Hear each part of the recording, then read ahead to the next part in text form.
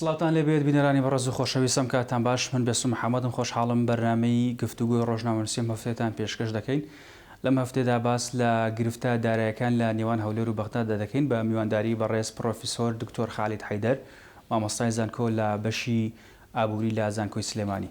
دکتۆر بەخێر بێ خۆشحاڵین کە لەم بەرنامەیە لەگەڵمان بەشداری. زۆر سپاس بە بەڕێزت. دەمەوێت سەرەتای پرسیارەکان لەوە دەست پێ بکەم. دکتۆر ئەم گرفتە ئابووریانی کە لە نێوان هەولێر و بەغداد بەردەوام هەیە چۆن چارەسەر دەکرێت وەکو مامۆستایەک وەکو پسپۆڕێک لە بواری ئابووریدا؟ بەڵێ زۆر سپاس دەکەم بەنای خۆی بەخشندە مێرەبان. خۆی ئەگەر بچینە سەر ناوەڕۆکی بابەتەکە بەداخەوە ئەوەی کە ئەوگوزەرێ بەغا ئەیەوێ فشاری سیاسی بەکاربێنێ بۆ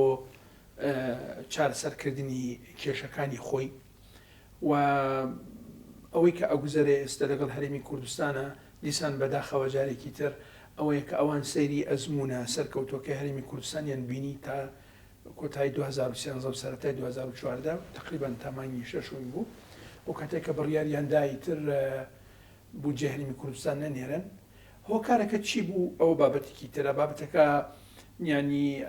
لێک تێنەگەشتن هەیە لە نێوان حکوومەتی عێراقی حکوومەتی اتحادی لەگەڵ حکوومەتی هەرێمە کە ئێمە بە نمونە پشکی نەوتمان نەناردووە یاخود هەر بابەتێکی تر بێ.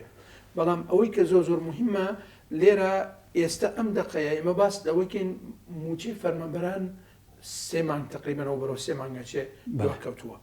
بۆیە کێشە داراییەکان کێشە ئابووریەکان سەرەتاکەی و هۆکاری سەرهەڵدانی بابەتی سیاسیە. یعنی ئەوان کە حکوومەتی هەرێمی کوردستان بڕیاریدا نەوت بە سەربەخۆیی بفرۆشێ و ئەوانیش لە دۆخێکی لاواز بوون نەیانتوانی چارەسەری کێشەکە بکەن لەگەڵ حکوومەتی هەرێمی کوردستانە بە شێوەیەکی دیبلۆماسی. ئێستا هەوڵەدەن بۆ تاوتۆڵەکردنەوە لە هەرێمی کوردستان حکوومەتی هەرێمی کوردستان هی ئەو کاتە و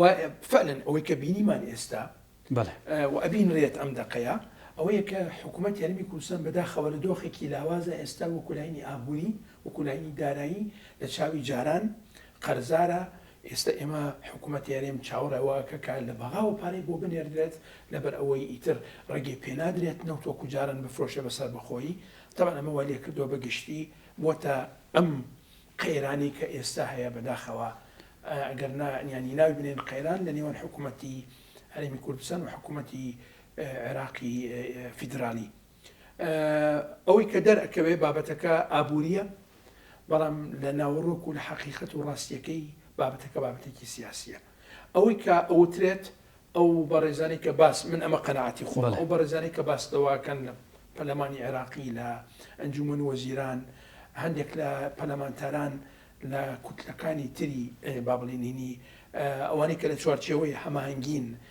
ئیتاری تەنسیقین دەرەکەوێت کە هەر ڕاستەوخۆ ڕوبەڕوو بە ئاشکرا دژایەتی هەرێمی کوردستانەکەن و دژایەتی تاکی کوردستانیەکەن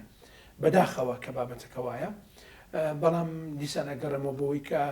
هەرچەند بابەتی کێشەی سیاسی هەبێ کێشەی ئابووری هەبێ هەر بابەتێک هەبێ نەبوایە حکوومەتی عێراقی وا هەڵسو کەوت و تەعاملی بکردای لەگەڵ تاکی کوردستانیە. دکتۆر مەسەلەی ئابووری ژمارەیە بابێنە سەر ڕقەمەکان ئەرقامەکان. یاسای بودجێ لە پەرلەمانی عێراق دەرچووە بۆ 3 ساڵ بە ئامانجی ئەوەی ئەو گرفتانە لە نێوان هەرێمی کوردستان و حکوومەتی عێراقیدا چارەسەر بکات. مادەی 11 کە ئەو گرفتە ئەوەی جەنابتان بفەرمون بچینە سەر مادەکە ئەو 3 ساڵی کە دانراوە بۆ ئەوەی ئەمە ڕوون بکەمەوە بۆ ئێوەی بەڕێز بۆ بینەرە بەڕێزەکان ئەو 3 ساڵی کە دانراوە بۆ ئەوەی کێشەکانی خۆیان حەلوکەن. لەبەرەوە بینیتان جەنابتان کێشەکانی تا چەندێک پێچوو تا حکوومەت پێکێنرا تا گەورەترین کوتلەی ئینی سەدری کە کشایەوە اینجا توانیان حکوومەت پێک بێنن واتە لە بینی خۆیان و ڕێکنەکەوتن لە نێوان خۆیان بۆ ئەوەی کە بودجێیان هەبێ یاسای بودجێیان هەبێ ترسی ئەوەیان هەبوو ئەم هەموو موناقەشاتە کە کە ڕوویە 3 ساڵ بخایێنێت زیاتر لە ساڵێک بخایێنێ زیاتر لە 6 مانگ بخایێنێ ماوەیەک بخایێنێ کە بگەینە کۆتایی 23 ئەوان هێشتا بودجێ 23یان پەسەند نەکردێ بێتەوە ترسان بۆیە وتیان بۆ ئەوەی ئەم بابەتە دووبارە نەبێتەوە با بودجێ 3 ساڵەکە پەسەند بکرێن. ینی هەندێک کەس وای خوێنێتەوە کە بابەتەکە ئەرێنیە بەڵام خۆی نەرێنیە بەڕاستی لەبەر ئەوەی ئەمە بریتێ لەوە کە ناکۆکیێکی زۆر هەیە لە نێوان پێکهێنەرانی حکوومەتی عێراقی اینجا بێنە سەر ئەوەی کە لەگەڵ حکوومەت هەرێمی کوردستانە ناکۆکی تریش دکتۆرکەوایە ئەم یاسایە بۆ 3 ساڵ دەرچووە ئەوان ئەیانەوێت ئیدامە بەم کێشانە بدەن بۆ ماوەی 3 ساڵ لە ئەوان ئەیانەوێت کێشەی ڕێککەوتن و ڕێکنەکەوتن لەسەر یاسای بوجە دروست نەبێ جارێکی تر تەنها ڕقەمەکان بگۆڕن و هەندێک هەموارکردن لە هەندێک بڕگە و شتیوا بکرێت ئەگەری ئەوەیە یاخود ئەویان پەسەند کردووەکو مرونەت و نەرمیەک هەبێ لەو بوارانە بەڵام بەگشتی ئەوان کە ئەم هاتن 23 و 24 25ەکەی وا ئین کرد پەسەند کرد بۆ ئەوەی دیسان تووشی ئەم کێشەی مناقەشەکردن و گفتوگۆ و لە ئەنجومەنی وەزیران و بەرزکردنەوە بۆ پەرلەمانی عێراقی و لە پەرلەمانی عێراقی مناقەشات و ئەو هەموو مناقەشاتە کە کرا دووبارە نەبێتەوە بۆ ساڵانی داهات یعنی بابەتەکە وەکو عەرزی جەنابتانم کرد هەندێک کەس ئەیخوێنێتەوە بە ئەرێنی من وەکو خۆم بە نەرێنی ئەخوێنمەوە. دکتۆر ئەسڵی گرفتەکە بەهۆی مادەی 11 لە یاساکەیە کە پشکی هەرێمی کوردستانی بەستۆتەوە بە خەرجی ڕاستەقینەی 15 پارێزگای عێراق. ئەگەر بۆمان ڕوون بکەیتەوە یعنی خەرجی ڕاستەقینە دوای لێ دەرکردنی خەرجی سیادی و حاکیمە ئەنجا پشکی هەرێمی کوردستان کە بە ڕێژەی 12.6 لە خەرجی ڕاستەقینەی 15 پارێزگا ئەدرێت. یعنی ئەم خەرجی سیادی و خەرجی حاکیمەیە ئەم مادە 11 گرفتێکە بۆ بەشە بودجەی هەرێمی کوردستان ئەگەر لە یاساکە ئەگەر بۆمان ڕوون بکەیتەوە بۆ بینەران ڕوون بکەیتەوە یعنی خەرجی حاکیمە و خەرجی سیادی ئەمە چی ئەگرێتەوە چۆن ئەم لە 12 لە بودجەکە دەرەکرێت سیادە و حاکمیەک جەنابتەن ئەزارن ئەنجومەنی وەزیران و پەرلەمان و ئیتر ئەو بابەتانی کە لە چوارچێوەی حکوومەتی عێراقیە بن بۆ حکومڕانی عێراق بەگشتی وەکو عەرزی جەنابتانم کرد سەرۆکاتی کۆماری عێراق سەرۆکاتی ئەنجومەنی وەزیران پەرلەمانی عێراقی بابەتەکانی تر لە حاکمیە فۆرمی بایعی یعنی کۆمەڵێک شت هەیە ئەمانە تایبەتن بە سەروەری عێراق و حکومڕانی عێراق بەگشتی کە دی جەنابەت ئەوانەی لێ دەرەکەیت و اینجا دێتە سەر ئەوەی خەرجێ ڕاستەقینە و حەقیقیەکان و فعلیەکانی 15 پارێزگەکەی تری عێراق ئەی پارێزگەکانی هەرێمی کوردستان بۆ اینجا دوای ئەوەی مەدێنە سەر ئەو خەرجیە فعلیە اینجا فعلەن ئەگەر بینە سەر بابەتی وشەی فعلی فعلەن ئەوان ئەزانن چەند خەرج ئەکرێت بۆی ئەمە خودی ئەمە کێشێکی حەقیقیە یعنی بەستنی بە تایبەت ئەگەر بینە سەر بڕگەی موچەی فەرمانبەرانی هەرێمی کوردستان و حکوومەتی هەرێمی کوردستان بەو شێوازە ببەسترێتەوە خودی ئەوە کێشێکی زۆر گەورەیە لەبەر ئەوەی تۆ بەڕێزت لێرە خەرجیە فعلیەکان و ڕاستیەکان ئەو ڕقەمانی کە نووسراون ئایا فعلن ئەوانە خەرجی فعلی و ڕاستین یعنی لێرە غەدرێکی زۆر ئەکرێت لە فەرمانبەری هەرێمی کوردستان ئەو بابەتەیە یەکلا ناکرێتەوە بە ئاسایی ئەم بڕە پارەیە کە تایبەتە بە موچەی فەرمانبەران ببەسرێتەوە بە بابەتێک کە بە ئاسایی یەکلا ناکرێتەوە معنی ئەوەی لێرە لە سەرەتاوە ئێمە هەنگاومان ناوە لەلایەنی حکوومەتی ئیتحادیەوە هەنگاومان ناوە بەوەی کە کێشە دروست بکەین بۆ فەرمانبەرانی حکوومەتی هەرێمی کوردستان خودی ئەمە کێشەیەکی زۆر گەورەیە بۆیە کۆمەڵێک بەڕێز پەرلەمانتار بانگێشتی ئەوەکەن یاخۆ داوت این ئەوەکەن کە پەرلەمانتاران ئیمزا واژۆ کۆ بکەنەوە بۆ ئەوەی کە بابەتی خەرجی تایبەت بە موچەی فەرمانبەرانی حکوومەتی هەرێمی کوردستان بەدەر بێ لەم بابەتە لەبەرەوە ئەمانیش ئێمەش وەکو فەرمانبەرانی عێراق فەرمانبەرین و لە چوارچێوەی عێراق ئیشەکەین پێت وایە توانرێ ئەوە بکرێت لەم قۆناغەدا لە ئێستا وەڵای ئەوەی کە باس ئەکرێت بەڵێ خەڵکان ینی با بڵێن بەڕێزان پەرلەمانتاران لەناو پەرلەمانی عێراقی گەشببینن بۆ ئەوەی کە ئەو واژۆ کۆ بکرێتەوە بۆ ئەوەی فعلەن بابەتی موچەی فەرمانبەران بەدەر بێ لە بودجەی گشتی عێراقەکە نەک لە یاسا کە مەبەستمەوە لەو تەعاملاتە و لەو وشەی فعلیە نەفەق خەرجیە فعلیەکان ئەوانەکەنەکە بەدەر بێ لەو بابەتە بدرێ بە فەرمانبەران بدرێ بە حکوومەتی هەرێمی کوردستان ئیتر ئالیەتی چۆنیەتی دابشکردنەکە ئایا ئەوان وا ئەیانەوێ وەکو ئەوی کە باس ئەکرێ بە کارت بێبینی ئلکترۆنی بێ ڕاستەوخۆ لە حکوومەتی عێراقی بۆ حسابی فەرمانبەر بێ بنمونە ئەوان باس لەواکەن یاخود لە ڕێگەی حکوومەتی هەرێمی کوردستان موچەکە دابش بکرێت ئیتر ئەوە خۆیان هەوڵەدەن یەکلای بکەنەوە لەگەڵ حکوومەتی هەرێمە بەڵام من وەکو خۆم پێم باشە بۆ ئەوەی ئەم کێشەیە نەمێنێت و تەنها کێشەکانی حکوومەتی هەرێمی کوردستان لەگەڵ بەغایە کێشەی ئەگەر ناوی بنین سیاسی ئابووری ئەو بابەتە تەنها بابەتی ئیدارەکردنی حکوومەتەکە بێ نەک موچە فەرمانبەر بێ وەش بە دەربێ لە ئەم گفتوگۆ و هاوکێشە سیاسیەکان کە لەم بینە هەن. دکتۆر باسیەوەت کرد سەرۆکوەزیرانی عێراق باسی لەوە کرد کە شتێک نییە بە ناوی لە یاسای بودجەدا شتێک نییە بە ناوی موچەی فەرمانبەرانی هەرێمی کوردستان بەڵکو پشکی هەرێمی کوردستان هەیە. مەدیسان گرفت دروست ناکاتەوە ئەوان ئەڵێن ینی بەپێی دەستور حکوومەت یاریمی کوردستان کە پێک هێنراوە لە ساڵی 2005 جەنابتان ئەزانن ئیتر حکوومەت یاریمی کوردستان خۆی بەرپرس ئەبێ لە ئیدارەکردنی ئیش و کاروبار یەکێک لە بابەتەکان کە بریتە لە چی بریتە لە موچەی فەرمانبەرانی حکوومەت یاریمی کوردستان. بەڵام تا ئێستا ئێمە بینیمانە لە 2014 تا ئێستا لە بابەتی ئیدارەدانی ئیش و کاروباری خەرجیاتی حکوومەت کە جەنابتان ئەزانن دوو بەشمان هەیە خەرجیاتی تەشغیلیمان هەیە بەکارخستنەکە کە پشکە گەورەکەی بریتە لە موچەی فەرمانبەران و خەرجیاتی وەبەرهێنانمان هەیە کە ئیستثماریە ئەوەش دیسان بەڵگەی تایبەتی خۆی هەیە کە چارەسەر و عیلاجیەکە. ئێمە لە 2014 تا ئێستا لە کێشە و گرفتین لەوەی کە حکوومەت یاریمی کوردستان پارەی بۆ کۆ ناکرێتەوە بە ئاسایی بۆ ئەوەی موچەی پێدابین بکە. جەنابتان ئەزانن بە نمونە ئێمە پاشەکەوتی ئیجباریمان هەبوو زۆرم بەمان هەبوو دوای ئەوە لێبڕینەوە ئەو بابەتانەمان هەبوواتە بۆ من دەرکەوتەوە تا ئێستاش ئەوە تقریبن وەکو عەرزی جەنابتانم کرد ئێمە ئەچی لە مانگی سێمەوە تا ئێستا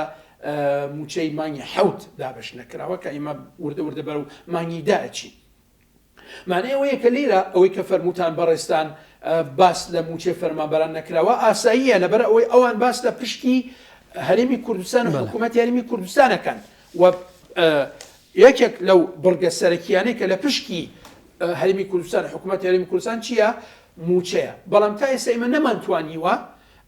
بابەتەکە بە شێوەیەکی ئاسایی جێبەجێ بکەین هەمیشە کێشەمان هەبووە لە بوارە. بۆیە من بە باشی ئەزانم حکوومەت یاریمی کوردستان بەڕێکەوتن لەگەڵ حکوومەتی بەغا بتوانن فعلەن ئەم بڕگەیە جا بکەنەوە لە ململانەی سیاسی ناکۆکی سیاسی و کێشە و گرفتەکان کە هەن لە نێوان حکوومەتی فیدرالی لەگەڵ حکوومەت یاریمی کوردستانە. دکتۆر هەوڵێک هەبوو بۆ ئەوەی وەزیری دارایی هەرێمی کوردستان بچێتە پەرلەمانی عێراق. پێم وابێ لە ڕووی یاساییەوە گرفتێکی گەورەیە چونکە وەزیری دارایی حکوومەت یاریمی کوردستان متمانی لە پەرلەمانی عێراق وەرنەگرتووە تاوەکو بچێتە بەردەم ئەنجومەنی نوێنەرانی عێراق و ڕوونکردنەوەی بداتێ. لە حاڵەتێکدا ئەگەر نەچێتە پەرلەمانی عێراق پێم وایە بیان و گرفتێک ئەدا بەدەست حکوومەتی عێراقەوە بۆ ئەوەی کە مکوڕ بێت لەسەر ئەوەی کە ئەو گرفت و کێشانە هەیە چارەسەری نەکات. ئەگەر بشتێتە بەردەمی ئەنجومەنی وەزیرانی عێراق پێم وابێت ئەمە لە ڕۆی یاسایەکەوە بابەتێکی نایاساییە. ینی ئێستا هەوڵێک هەیە چارچەند ئەم ڕێکەوتنش کرا ینی کە حکوومەتی عێراق بە سێ وەج بە قەرزەدا بە هەرێمی کوردستان ئەو دواتر باسیەکەین ینی بۆ چوونی بەڕێز وەکو شارەزایەکی بواری ئابووری چۆن چارەسەر دەکرێت ئایا بە نایاسایی بچێتە بەردەم ئەنجومەنی نوێنەرانی عێراق یاخود ئەوەی کە نەچێتە بەردەم ئەنجومەنی نوێنەرانی عێراق ڕوونکردنەوە نەدات. یعنی خۆی تەبان جەنابتان ئەزانن پەرلەمانی عێراقی دەسەڵاتی هەیە بەسەر عێراق هەمووی و ئێمەش بەشێکی لە عێراق بمانەوێت نەمانەوێت تا ئەم دەقای بەشێکی لە عێراق. بەڵام ئێمە هەرێمێکی فیدراڵین ئایا من لێرە پرسیارەکەم ئەوە وەکو جەنابتان ئەفەرموون وەکو لاینی قانونی ببورن من وەکو لاینی یاسایی لە ڕوو ئابوووریەکە و لێکەوتیە بێ ببورن من ئاخرم ئەمێ لێرە یەک پرسیار بکەم تا چ ڕادەیەک نایاساییەکە فەرمانبەرێکی حکوومەتی هەرێمی کوردستان کە بەڕێزیان وەزیری دارایی خۆمان فەرمانبەرە لە حکوومەت هەرێمی کوردستان نایاساییە کە بانگێشت بکرێت بۆ پەرلەمانی عێراقی ئەو پرسیارە من وەکو خۆم شخصیان ئەبێ بمبوری جەنابەت معلوماتی قانونی نیە لەسەر بابەتەکە بەڵام بە تەسەووری خۆم ئاساییە ناڵم یاساییە ئاساییە کە بانگێشت بکرێت بەڕێزیان بۆ پەرلەمانی عێراق میوانداری ئەکرێت ئیستیزافە ئەکرێت و بەڕێزیان تەشریفە بن بۆ ئەوێ و مناقشە ئاسایی ئەکرێت لەگەڵیان لەسەر بابەتەکان ئیش و کاروباری وەزارەتی دارایی کوردستان چۆنچۆنیەوە بابەتەکانی خۆی ڕوون بکاتەوە کێشە و گرفتەکان ڕوون بکاتەوە تەسەور ناکەم شتێکی ئەمە بۆ چوونی خۆمە ببورن تەسەور ناکەم شتێکی نایاسایی تیابێ مهم بەرحاڵ بەدەر لە ئەوە بابەتی هین با بڵین چارەسەرکردنی کێشەکە خۆی ئایا بە بانگێشکردنی بەڕێز وەزیری دارایی هەرێمی کوردستانە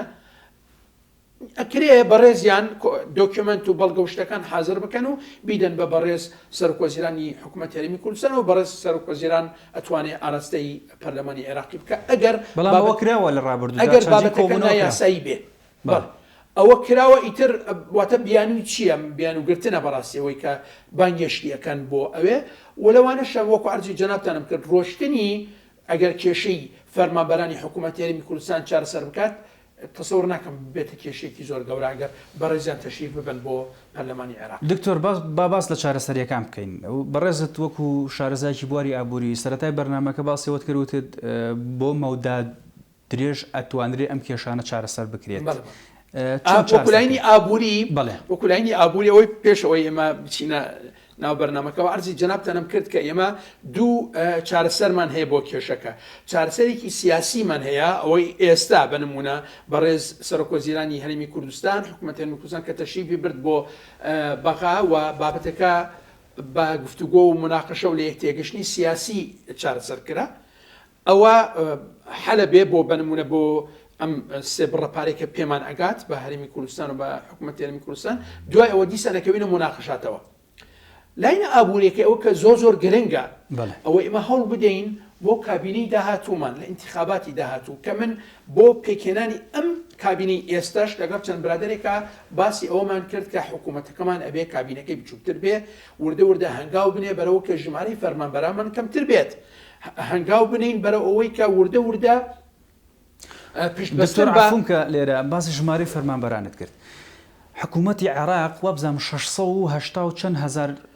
ڕقمێکە فەرمانبەری حکوومەتی هەرێمی کوردستان ئەڵێ ئەگەر ڕێگەم پێ بدەیت بەڵێ بۆ ئەوەی بکەنە بابەتێکی تایبەت لە مناقەشە هەیە چۆن حکوومەتی هەرێمی کوردستان ئەتوانێت ڕێژەی فەرمانبەران کەم کاتەوە ئەبینین بەردەوام فشارێکی زۆری لەسرە بۆ ئەوەی ژمارەیەکی زۆر کە فەرمانبەر مامۆستای وانە بێژەیە دانەمەزراوە ژمارەیەکی زۆر خەڵک هەیە داوای دامەزراندنەکە من آخر ویستم ئەوە عەرزی جەنابتان ژمارەی فەرمانبەر کەم بەڵێ یعنی من وەکو خۆم لەگەڵ برادێکە لە ئین با بڵێن لە حکوومەت هەرێمی کوردستان مناقەشە ئەوم کرد و پێشنیاری ئەوم کرد کە بیگەنێتە بەڕێز سەرۆکوەزیرانی خۆمان ئەوەیە کە ئێمە بەنمونە بتوانین دەوامی فەرمانبەرانی حکوومەت بەنمونەکە لە 8.5 تا یاخود لە 9 تا 3 تا 2.5 بتوانین بە پێی گونجاوی بیکەینە ئەو داواما بکەینە دوو بەشی بەیانیان بنمونە لە 9 بێ تا 1 بێ دوای ئەوە ڕستێک وەربگرێت ئەو بەڕێزە ئەو فەرمانبەرە و دوای وەڵچێ بۆ کەرتی تایبەت بە پێی پێویست یعنی لێرە ڕێگە پێ بدرێت وردە ئەو ستافە و ئەو کادرەی کە هەمانە لە حکوومەت وردە ڕووکاتە کەرتی تایبەت وردەوانی بێت ئەو موچەیەکە وەری بگرێ بنمونە لە نێوان حکوومەت هەرێمی کوردستانەوە کەرتی تایبەت بکرێتە دوو کەرتەوە دوو بەشەوە و اینجا والێ بێت کە زیاتر بەرەو کەرتی تایبەت بچێت بۆ کەرتی تایبەت ئەو فشارەی لەسەر نییە کەرتی تایبەت ئێمە چەند توانیمان فەرمانبەرانی حکوومەت یاریمە کوردستان و ژمارەی وەزارەتەکان کەم بکەینەوە ئەو کاتە ئەو بڕەپارێکە دێ بۆ هەرێمی کوردستان و بەپێی ژمارەی دانیشتوان ئەو کاتە خەرج ئەکرێ بۆ خزمەتی هاوڵاتیان ئەوە یەک دوو ئێستا سیرەکەی جەنابەت ئێستا ڕێژەیەکی زۆرمان هەیە لە فەرمانبەران کە من و جەنابەت و بەڕێزانی ترکە ناچین کە موچەمان وەرنەگرتووە ناچین بۆ بازارەکان دوکانداریش چاوەڕە هاتنی ئێماکە بۆی پارە خەرج بکەین کە ناچین بۆ بازارەکان و لە دوکانەکان شت بکڕین ئەویش ناچارە بێ خستنە ڕووی خۆی کەم بکاتەوە ئەچێ بۆ لای خاوەن کارگە پێڵێ ئەو بابەتەنە ساخ نەکراونەتەوە نەفرۆشراوە خاوەن کارگەش وردە شت ئەمبار ناکات و خەزم ناکە لە کارگەکە وردە چیەکە هێڵی ئینتاجی ڕائگرێت و ئەی وەستێنێ ئەوەش ئەبێتە چی ئەوە ئەبێتە هۆی بێکاری معنەوەی کێشەی بێکاری و کێشەی کۆمەڵاتی کە دوای ئەوە ڕوو ئەدات ئەمانە هەمووی بەستراون بەیەکەوە واتە ئەگەر وامان کردی ئێمە وردە ژمارەی فەرمانبەرانمان لە کەرتی گشتی بە گونجاوی بە مناسبی وانێ بکەین کا کەرتی تایبەت زیاد بکات وردە کەرتی گشتی کەم ببێتەوە ئەوەمان کردووە قەبارەی حکوومەت بچووک ببێتەوە وەزارەتەکان و فەرمانبەرانی خۆمان قەبارەکە بچووک بەوە خەرجیەکانمان کەم ببێتەوە ئەو کاتەکە پارەکەمان بۆ دێت 12.6 یاخود زیاتر یاخود کەمتر ئەوە ئیتر خەرج ئەکرێ بۆ خزمەتکردنی هاوڵاتیان بەو شێوازە ئەتوانین باس لەوە بکەین کە کەرتی تایبەتمان هەیە کەرتی تایبەتی پێشکەوتومان هەیە کە کەرتی تایبەت جەنابەت ئەزانی موچەی هەمیشەیی وەربگرێ وەکو کەرتی گشتی نییە موچەکەی خۆی وەرەگرێ ئیتر ئێمە بنمونە ئەبین بە بەشێک لە کەرتی تایبەتیش مانگانە بەڕێک و پێکی موچی خۆمانمان وەرگرت ئەچین بۆ دوکانەکان بۆ بازارەکان شت ئەکڕین ئەوە بازارەکە ئەجوڵێنێ لەبەر ئەوەی چ شتێک هەیە بازار ئەجوڵێنێ ئەوەی کە لە زانستی ئابووری پێ ئەوترێ خواستی کارا خواستی ئاکتیڤ فعال کە من کە بریتێرەی بریتێ لە ڕغبەت و حەزم بۆ کڕینی شتومەک لەگەڵ توانای کڕین قدرەی شێرایی کە پارەم پێبوو ئەتوانم شتومەک بکڕم وەمان کرد کە ئەو بڕە پارەیە کە دوا ئەکەوێ هەمیشە مەبەستم وەکو دابشکردنی موچە لە کەرتی گشتی گواستمانەوە بۆ کەرتی تایبەت ئیتر دوا ناکەوێ لاف دکتۆر کەوایە بەم پێشنیازی تۆ بێ هیچ کەسێک چاوەڕێەوە نەکا کە دابمەزرێت لە حکوومەت بچنە کەرتی تایبەتەوە من هەمیشە وتومە هەمیشە ئێستاش ئەم ساڵ کە تەلەبەکانم تەخەڕوجیان کردوتم بەڕێزان کەس بیر نەکاتەوە لە دامەزراندن لە حکوومەت حەز نەکات لە دامەزراندن لە حکوومەت لەبەر ئەوەی طبعا لەگەڵ ئەوشە پێشنیاری ئەوم کردووە کە هەوڵ بدەن عزیزەکانم کچ عزیزەکانم هەوڵ بدەن بۆ خۆتان ببن بە مدیر و بەڕێوەبەری خۆتان لە دامەزراندنی پرۆژەی خۆتان ئێستا ئەوەی کە لە بەردەست هەیە بە نمونە کۆمپیوتەر دوکانێکی زۆر گەورەیە یاخود افتیرازیە گریمانەیە و کڕیارەکانی زۆر فراوان و زۆرن کڕیارانی ئەو دوکانە بچووکە کە من هەمە کە بریتێ لە لاپتۆپەکە ئەو مەبەستم گەنجەکانن بنمونە لێرە ئەم دوکانە کارگەیە ئیتر تەنها بۆ فرۆشتنە بۆ خستنە ڕووی شتومەکە ئەتوانم لە ڕێگەی شارەزاییم ئەگەر شارەزاییم هەبێ لە ئایتی و لە کۆمپیوتەر و بابەتەنە کە ئێستا بەرنامەی فری زۆر هەیە لە ئینتەرنێت ئەکرێ گەنجە عزیزەکانمان ئەوانەیە دەست بکەوێت و بتوانن هەڵ بدەن بۆ ئەوەی کە لە بواری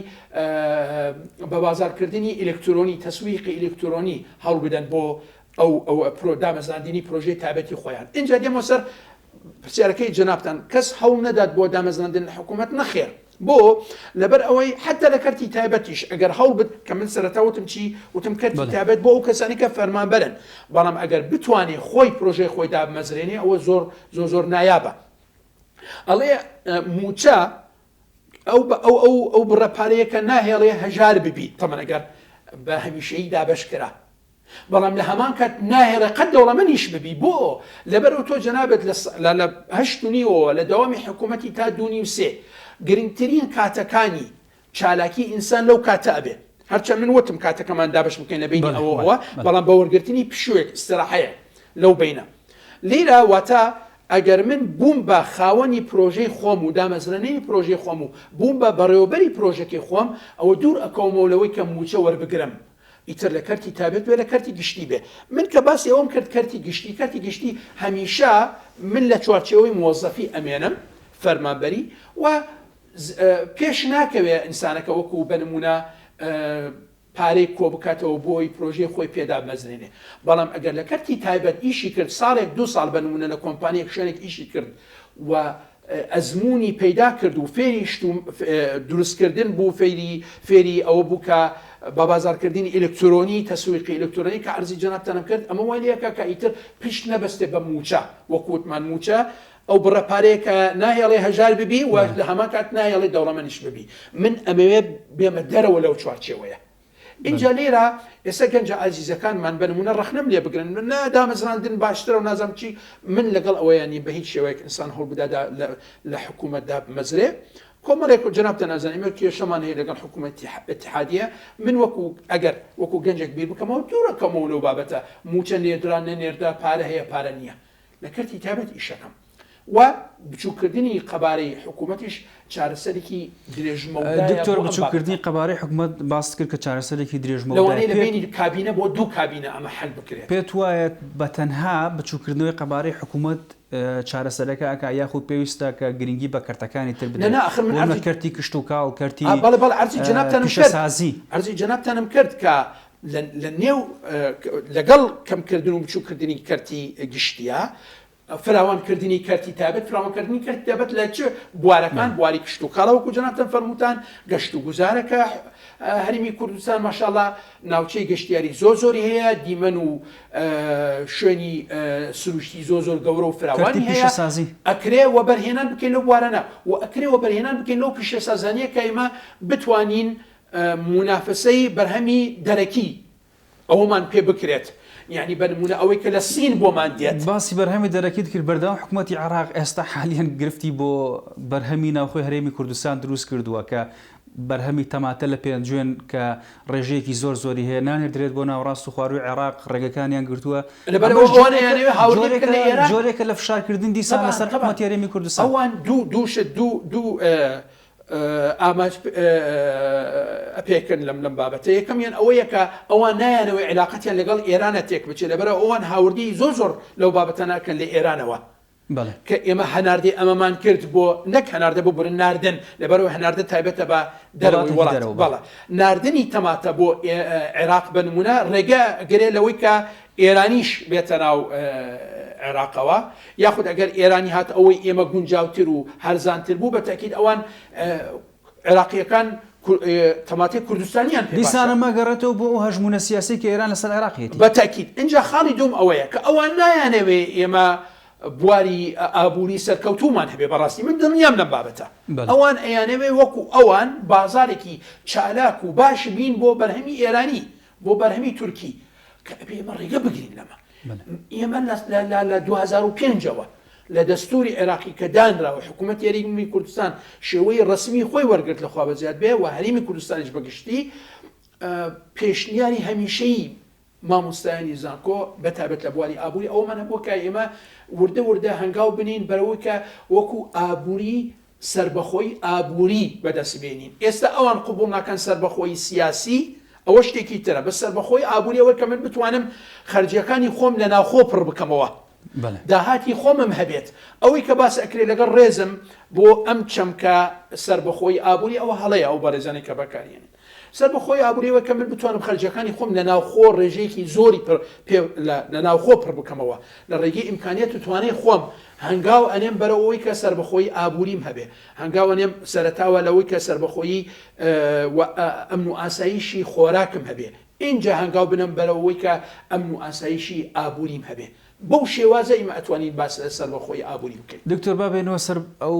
بڕەپارەی کە حکوومەتی عێراقی بڕیارە بە سێ وەجبە بۆ هەرێمی کوردستانی بنێرێ کە ئەو ناوی قەرزی لێناوە وەکو شارەزایەکی ئابووری ئایا ئەم ناوی قەرزە کە لەم سێ وەجبە پارەیە نراوە گرفت بۆ هەرێمی کوردستان دروستەکە لە داهاتوودا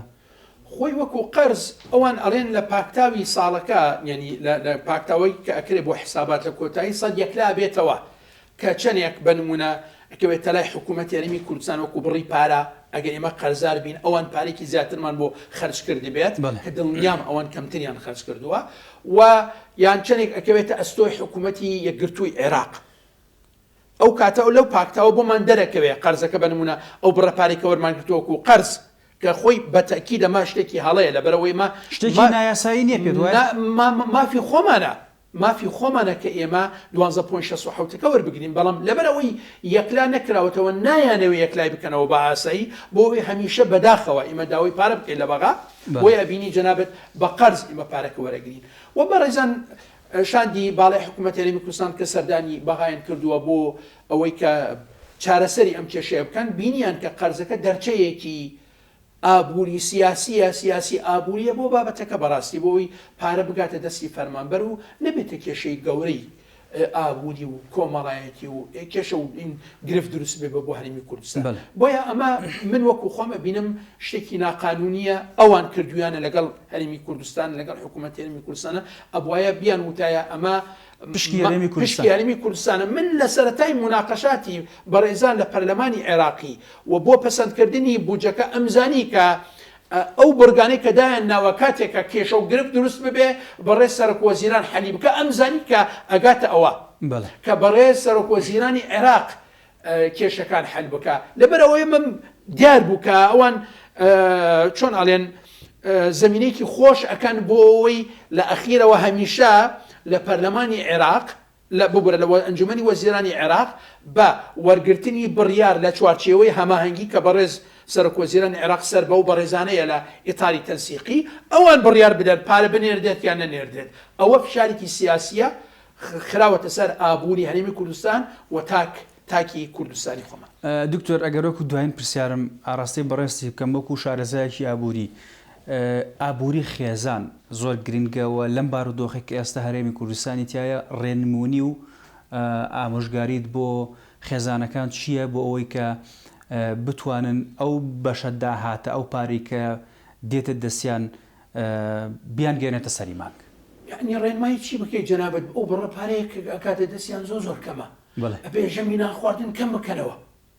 ئەبێ جلوبەرگ نەکڕن. حەقیقەتەن وایە، ڕاستیەکەی وایە، یعنی لە 3 ژەم بکرێتە 2 بکرێتە 1 بەڕاستی ئەو کاتە دڵنیا بە جەنابتان ئاسی بژێوی ژیان زۆردا ئەبەزێت. یعنی لە کاتێک کە ئامارەکان وامان پێ ئەڵێن لەخوا بەزیاد بێ ڕێژەی هەژاری لە سلێمانی کەمترین ئاسی تۆمار کردووە لە چاوی پارێزگەکانی تری عێراق، ئەمە نامێنە ئیتر. بەم شێوازە خەڵکی کوردستان برسیەکەی، خەڵکی کوردستان هەژارەکەی حکوومەتی یەکگرتووی عێراق، حکوومەتی فدرالی اتحادی، واتە لێرە بەم شێوازە ئیتر باسی چی بکەیت؟ ئابووری خێزان و باسی ئابووری تاک بکرێت. تەسەور ناکەم شتێک ببێنێ بە ناوی ئابووری کە بریتە لە هەوڵدان بۆ پڕکردنەوەی پێداویستەکان بە کەمترین تێچوون. پێداویستەکانت کرێ خانوت هەیە، کڕینی شتومەکی زەروریات و خواردەمەنیت هەیە، نردینی مناڵەکانت هەیە